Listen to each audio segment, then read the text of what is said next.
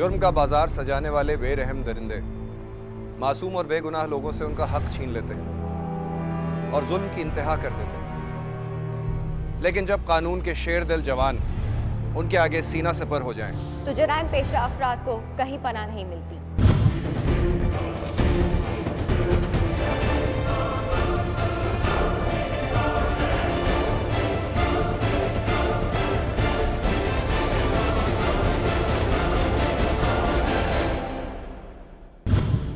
जुर्म की वारदात चाहे कितनी ही पेचीदा क्यों ना हो, खोजी उसकी खोज लगाकर ही दम लेता है। एसपीएस मलिक अल्ताफ ने एक ऐसे ही गिरोह के खिलाफ कार्रवाई की है जो जराइम की बड़ी वारदातों में मसरूफ था और अवाम की जिंदगी अजीरन थी।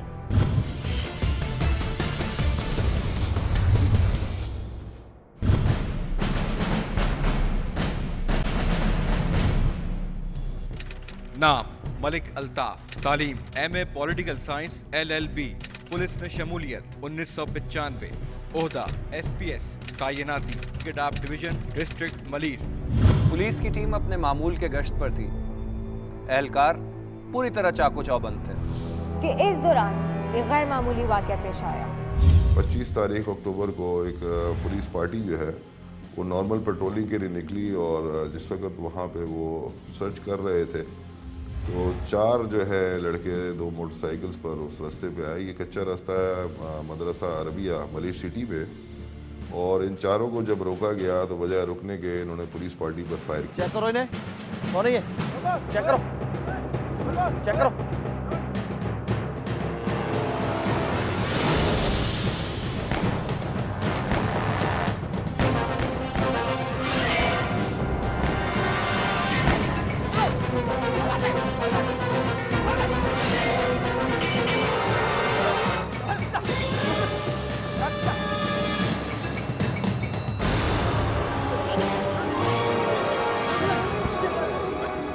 जवाबन फिर पुलिस पार्टी ने रिटेलिएट किया और उस रिटेलिएशन के दौरान जो है इन चारों मुल्ज़मान को गिरफ्तार कर लिया गया। दौरान तफ्तीश इन तमाम मुल्ज़मान ने इंकशाफ किया कि ये सिर्फ 4 अफराद नहीं हैं जो कि इस काम में मुलविस हैं, बल्कि ये एक पूरा नेटवर्क है और एक पूरा गिरोह है जो इसको बड़े मुनज़्ज़म अंदाज में जो है इस कारोबार को कर रहा है। सर बताओ, ये चोरियाँ की है और कहाँ की है? सर कभी कायद आज़म के मज़ार से, कभी शॉपिंग मॉल से, सर कभी प्रेडी स्ट्रीट से सर। किस तरीके से चलाते हो? सर वो मास्टर की से सर।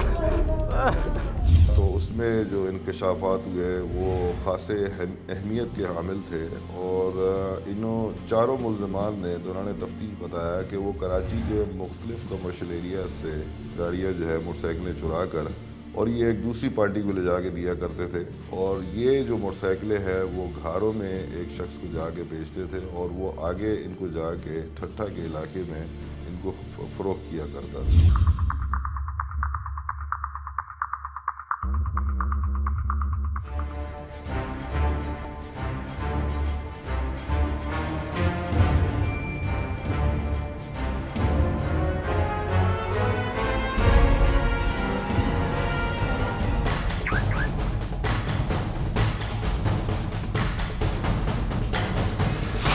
दौरान तफ्तीश मुल्ज़मान ने जो इंकशाफात किए थे उस चीज़ के ऊपर काम करने के लिए फौरी तौर पर एक टीम जो थी मैंने तश्कील दी। उसमें SHO मलिर सिटी अली हसन शेख जो हैं उनकी सरबराही में उनकी एक पूरी टीम जो है उसको फॉर्म किया गया और DPO ठट्ठा से रिक्वेस्ट करके वहाँ ठट्ठा के इलाके में मुख्तलिफ़ इलाकों में छापा मारने के लिए उनसे कोऑर्डिनेट किया गया। उन्होंने इस सिलसिले में हमारी बड़ी भरपूर मदद की और हमारी टीम जब इलाके में गई तो उस टीम को उन्होंने तमाम वो सहूलतें प्रोवाइड की ताकि हम इस केस को फर्दर डिस्कस करें।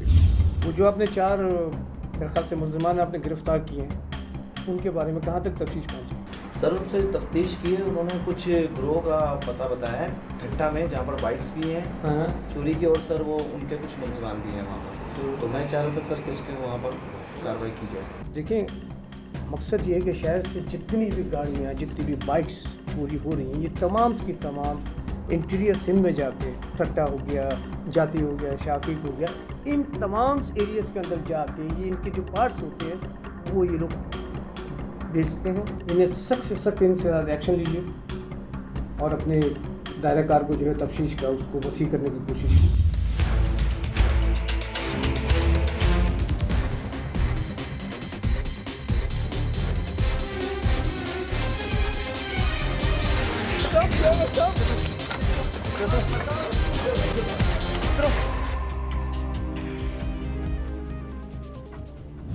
तफ्तीश के दौरान मुल्ज़िमान ने कई इंकिशाफात किए, जिनमें गाड़ियों की चोरी के अलावा और भी संगीन जराइम शामिल थे। इनमें से एक जो मुल्ज़िम है उसने चंद एक लोगों के कत्ल का भी जो है इतराफ़ किया और उसकी भी अलग से तफ्तीश जारी है, जिसको कि अब मैटर जो है वो कोर्ट में चला गया है।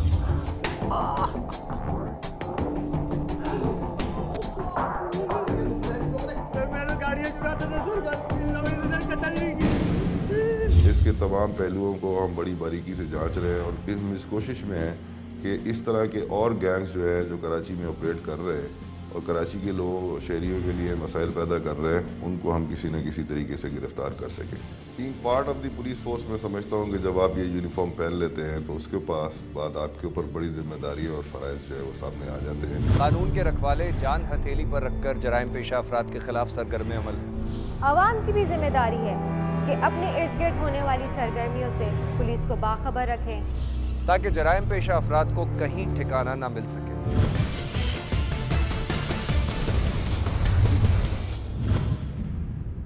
18 साला अहमद बिलाल अपने वालिदैन और बहन भाइयों के हमराह कराची के इलाके डिफेंस में रिहाइश पजीर था।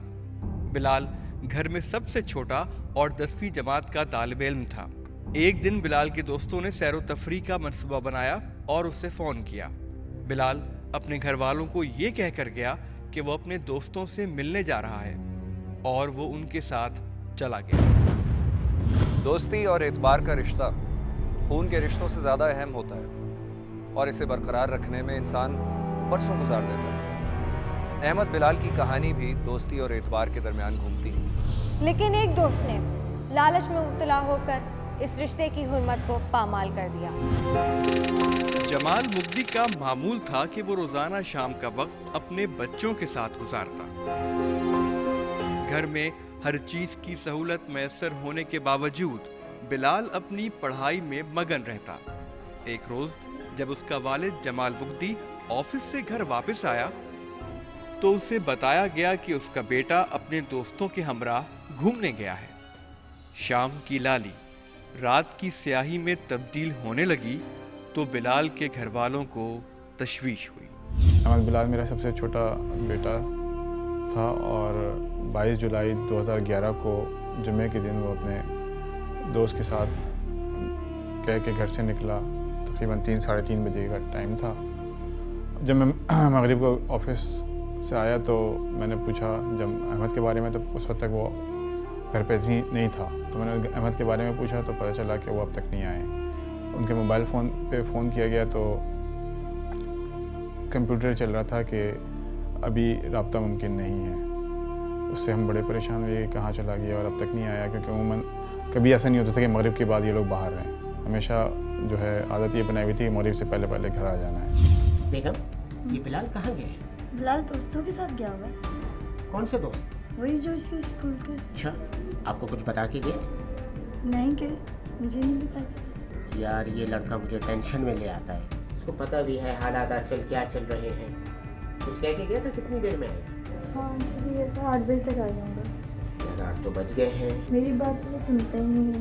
यार देखो, उसको माँ बन के नहीं एक दोस्त की हैसियत से समझाओ ना। वो समझाने की कोशिश करती है मगर वो सुनने में। देखो, अगर आप घर की जिम्मेदार हो तो मैं आपसे सवाल करूँगा ना। अब आप ये देखो ना, टाइम क्या हो गया। हाँ, फोन करके देखना।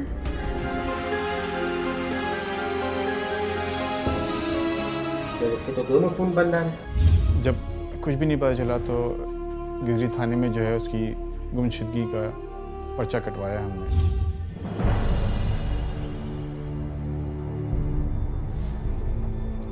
और सारी रात जो है वो बड़ी बेचैनी में गुजरी, बड़ी परेशानी में गुजरी।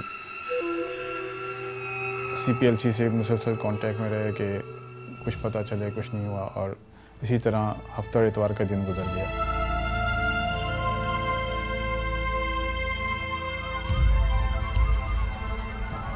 हेलो, CPLC जी, मैं जमाल बात कर रहा हूँ। कल शाम से मेरा बेटा घर नहीं आया है, मुझे उसके सिलसिले में आपसे कुछ बात करनी थी। जी जी, बिलाल नाम है उसका, उम्र यही 18 से 20 साल के दरमियान है। नहीं, कल घर से अपने दोस्तों का कह के निकला था।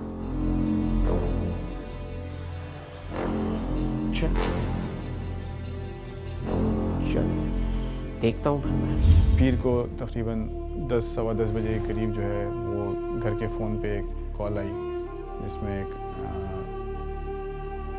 आवाज़ जो है वो तकरीबन 18-20 साल के लड़के की लग रही थी। उसने कहा कि मैं जो हूँ वो क्या कहते हैं अहमद मेरे पास है और 20 लाख रुपए पहुँचा दो, और फ़ोन फ़ौरन बंद कर दिया।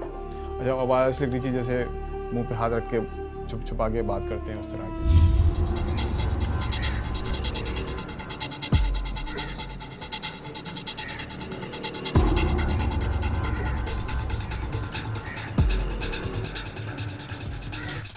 जी हेलो, जमाल साहब बात कर रहे हैं? जी जमाल बात कर रहा हूँ। आपका बेटा हमारे पास है। क्या? 20 लाख रुपए का बंदोबस्त कर दो। जी 20 लाख? वरना। Hello hello. बिलाल के घर वालों पर लम्हा लम्हा भारी गुजर रहा था। नामालूम कॉल्स पर तावान के मुतालबों ने जमाल को और ज्यादा परेशान कर दिया था, और उसे यकीन हो गया कि उसका बेटा अगवा कर लिया गया है। CPLC ने जो है वो नंबर ट्रेस करने की कोशिश की, लेकिन वो मिल नहीं सका। फिर दूसरे दिन फिर कॉल आई, और दूसरे दिन भी जो ये कहा गया कि तो लगता है तुम्हें बच्चा अजीज नहीं है, पैसे अभी तक नहीं पहुँचाए, 20 लाख रुपए पहुँचा दें, और फिर फ़ौरन फ़ोन बंद कर दिया। हेलो जी भाई, पैसों का इंतजाम तो हो गया है, पर आप पहले मेरी बात तो सुनिए, पहले मेरी बिलाल से तो बात करवाइए। हाँ हाँ, आप फ़ोन नहीं रखिएगा प्लीज़ भाई।